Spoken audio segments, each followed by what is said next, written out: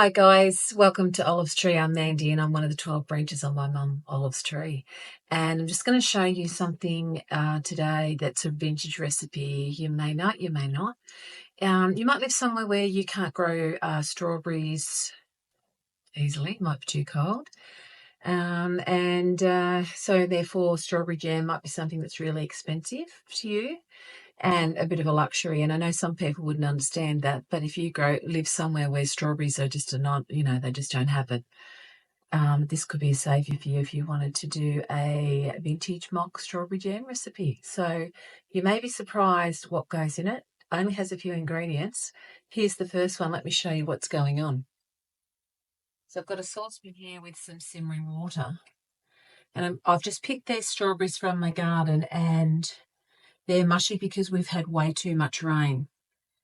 Now, we have had a bit of fruit fly infestation over the last week or so, and the rain as well. So the tomatoes, when they are ripe and the fruit fly weren't in them, they're just mushy inside. They're just not great. So I'm going to show you how to turn these tomatoes that otherwise you might not know what to do with into a small batch strawberry jam recipe. And so tomatoes are the fruit, not strawberries. So what I'm doing here is I've put a little cross. If you can see that, I've put a little cross in the bottoms. I've put them into some boiling water and I'm just going to leave them there for, just a little bit until I see the skin starting to come away. So they just need a little bit more. It's not quite enough. And then I'm going to pop them into some cold water. I'm going to peel the skin off and I'm going to chop them up, and I'm going to need 2 cups of chopped tomatoes. Now, I do have 2 in here that I'm not sure if a fruit fly has gotten into them, so I've put them in anyway, and if they're no good, we'll toss them out. And if they are, we'll find a way to use them. So this doesn't take very long. See how that's splitting, the skin splitting? Okay, so 2 already, 3, 4. Okay. Alrighty, so I can turn that off now. And this is the saucepan I'm going to cook this recipe in. It's not a great big pot full. So I'm just going to turn you off while we get ready for the next step.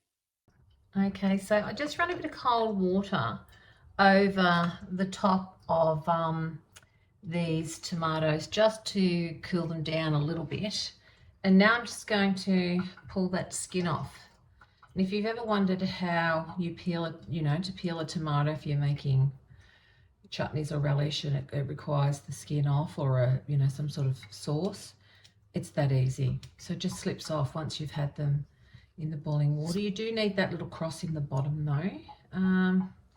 This is one of the tomatoes in question, about whether it'll be any good, but that's okay. I'll chop them and I'll cut them in half. If they're no good, we'll get rid of them, and if they are, then we'll use them rather than waste. And I can feel that these tomatoes are quite floury, and I cannot stand a floury tomato. Oh, there's nothing worse. And it's so disheartening to have put all that time and effort into your tomato plants only to have them destroyed by rain and fruit fly. It's horrible. But anyway, I am going past Ricardo's Tomatoes near Port Macquarie, I think it is, next week. So I'm going to pop in there and I'm going to buy some tomatoes. They grow an exceptional tomato there. They are the closest thing to homegrown tomatoes that I've ever tried. But having said that, I haven't been to other tomato farms or growers. It's just the one that I know is near us. So I'm going to take out the core like so, and I'm just going to chop. It's such a shame because look at that, they would have been such beautiful tomatoes. Now I need 2 cups, but if I have a little bit more than 2 cups, I'm going to change this recipe so that I don't have any waste. They are the handiest thing for just scooping up anything wet, or oh, they help me spill it as well. Yeah, they're certainly worth the $2 or $3 that they cost, that's for sure. All right. So just take the core out.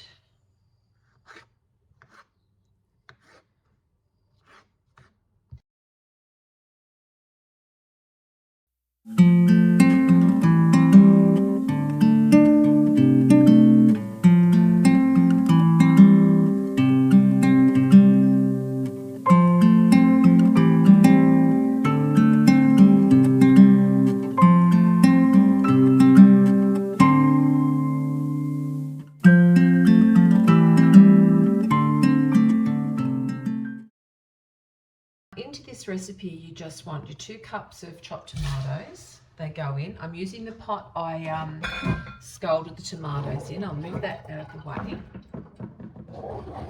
Get you closer. So yeah, okay. So we're going to put in 1/2 cup of granulated sugar. Now, the next ingredients after the sugar you might find a little bit surprising, but let's just, you know, trust me. Okay, so I have a 1/4 cup measure, sorry, so I'm going to do 2. And then on top of that, we add 1 packet of jelly crystals that are strawberry. Okay, so if you wanted to do a raspberry one, you would use your tomatoes and you would use raspberry jelly. And I almost did that today by accident, but I thought, no, I do want to do strawberry. So you pop that in like so. And we stir this together. We want to bring it up to a simmer. And we're just going to cook this until it's thick enough to set. So we've dropped some on a cold, what do you call them? Saucer. Sorry, I couldn't get it out. There's a bit of green tomato I don't want. Onto a cold saucer. So the jelly crystals have dissolved so fast and the sugar is practically gone as well because this is such a small recipe. So we've got 2 cups of fruit, well, 1/2 cup of sugar and a packet of jelly crystals, which how much is the weight in the jelly crystals? 85 grams. Okay, and so that's predominantly where the most of our strawberry flavour is going to come from. I'm going to, these guys have been washed. I'm going to rinse them out with water and put them in the microwave for a few minutes.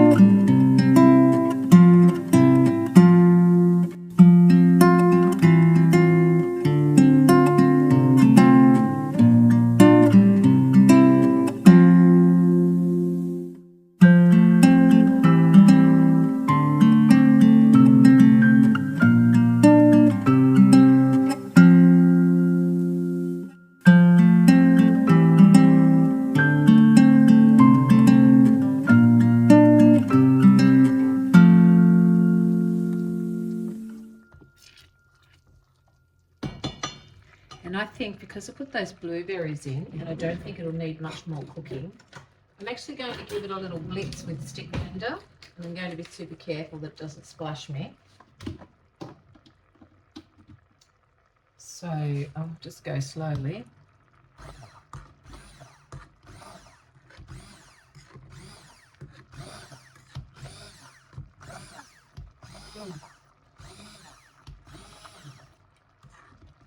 Not quite enough in the pan for me to get a hold of it, so I'll just tilt it for a sec.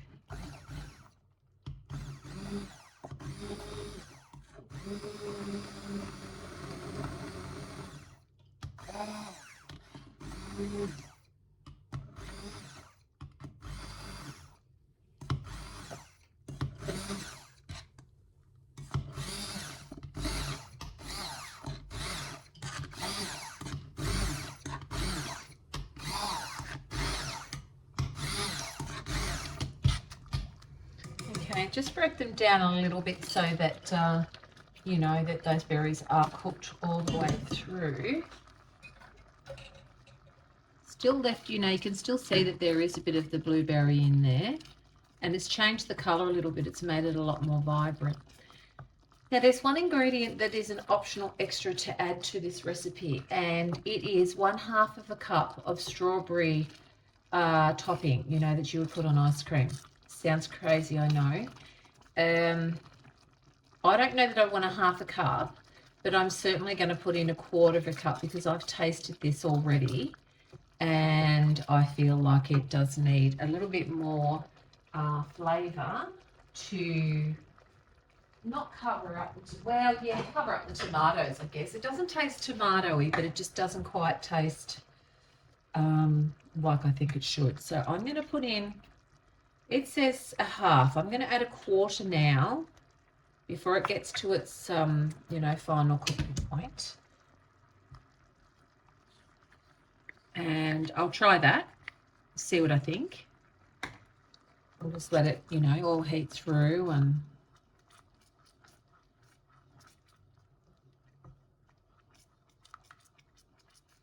the extra sugar in the strawberry topping will also help with the preservation of this jam, because we only put in 1/2 cup at the start, and yes, there is some sugar and jelly crystals. I'm just not sure whether it's enough to, you know, help that preservation. So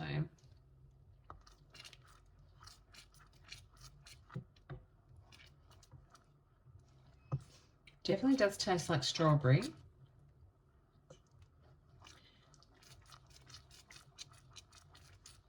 I'm tempted to put a little squeeze of lemon in there as well. Cheek. And I don't know, I just think it'll help. If it doesn't, well, that's bad luck. Really careful with tasting your jam. It's so, so hot.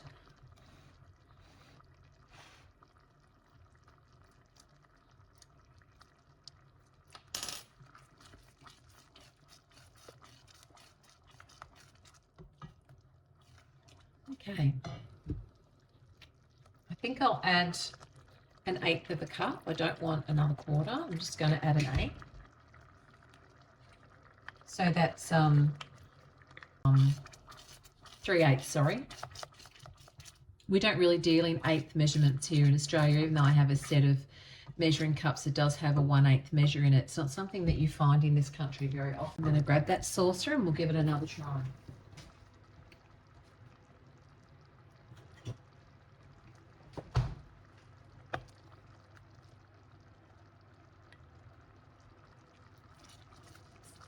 I just don't want it to stick at this point.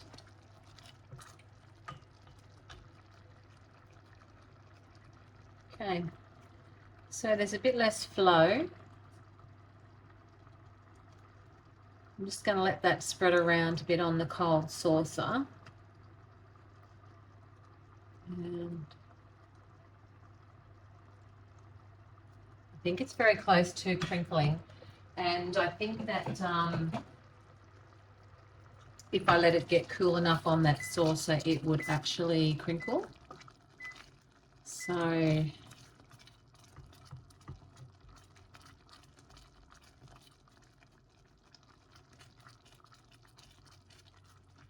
think I'm going to turn it off at that point. Okay, I'll get rid of the wooden spoon.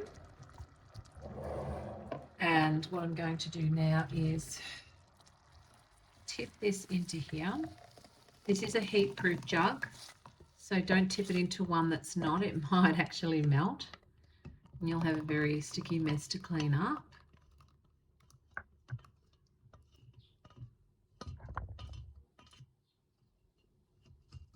I'll just give that a scrape.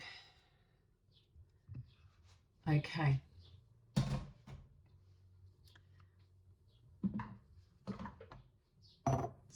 In we go into our jar.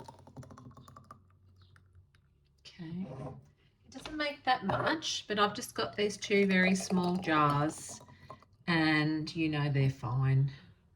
They're not quite as full as you might make them if you had extra jam, but they'll be okay. Alrighty, so I want some lids. I don't wait for jam to cool down, ever.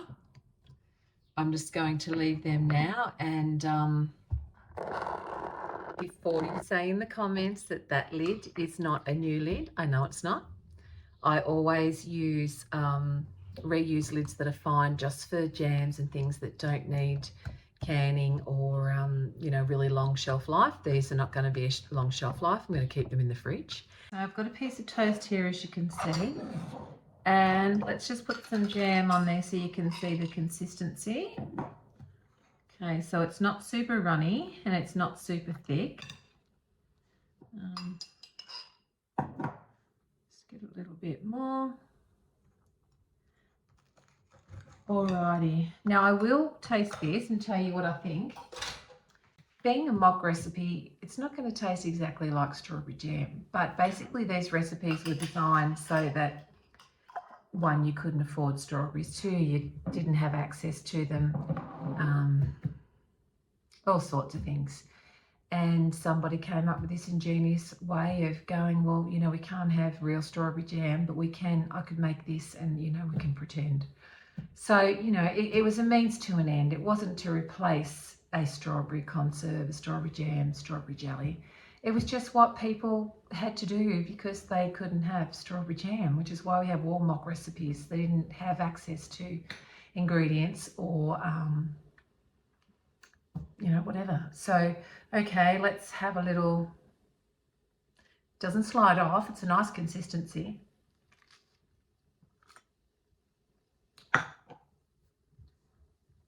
Oh.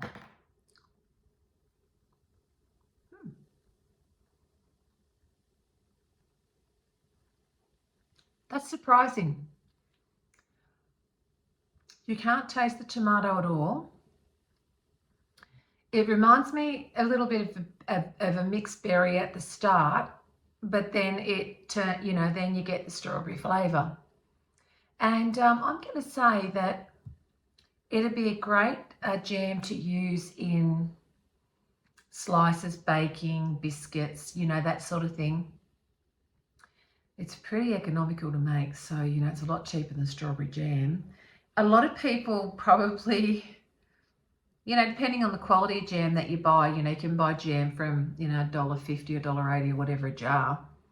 And that's mostly apple juice in a lot of those jams. And then they add a bit of, you know, concentrated fruit flavour, whether it be your strawberry or raspberry or whatever, a few blueberries, a few strawberries, just to, you know, so you've got the seeds or whatever in there. But I was told a lot of jams, very inexpensive, budget-friendly jams, do have a high proportion of apple concentrate in them. I don't know if that's right or not. You know, if you know, let me know in the comments. Find out together.